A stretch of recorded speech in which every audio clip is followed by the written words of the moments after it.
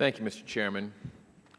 General Holder, both the criminal division head, Lanny Brewer, and his deputy, Jason Weinstein, had knowledge that the ATF let a bunch of guns walk, and some were recovered in Mexico, all related to the Fast and Furious scandal.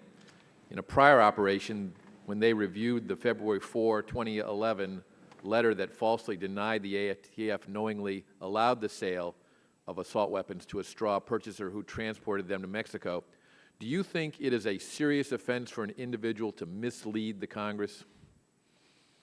Well, first, with regard to the question, I think you've got it a little off there.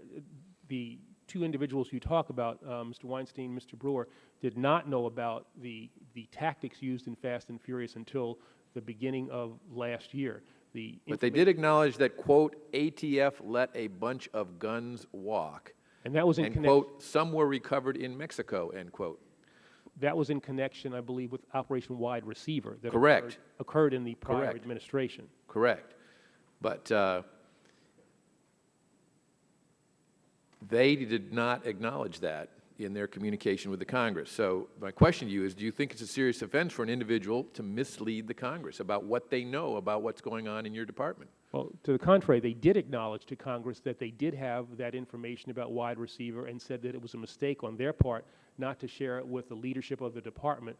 That prior knowledge also indicated that it was a mistake on their part not to use that prior knowledge when they were looking at Fast and Furious to try to understand that they should have been more sensitive to what was going on with regard to Fast and Furious. What consequences have they faced as a result of that?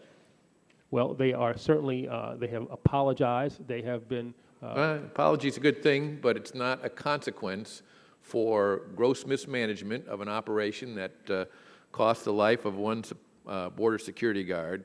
Why haven't these two most senior political attorneys in the criminal division faced any consequences at all for their participation in this lack of being forthcoming to the Congress and to others, and for not putting a halt to the subsequent activities that took place? Well, again, I think your premises are wrong.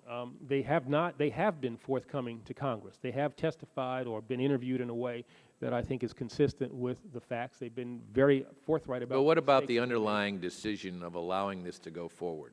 And that's the other part of, I think, your premise that is not right. They were not in charge of, they did not have operational control of Operation Fast. But when they knew about it, what did they do about it? Well, that happens about the same time everybody in Washington finally hears about these tactics. They were assured by the people in Arizona that the gun walking, in fact, did not occur.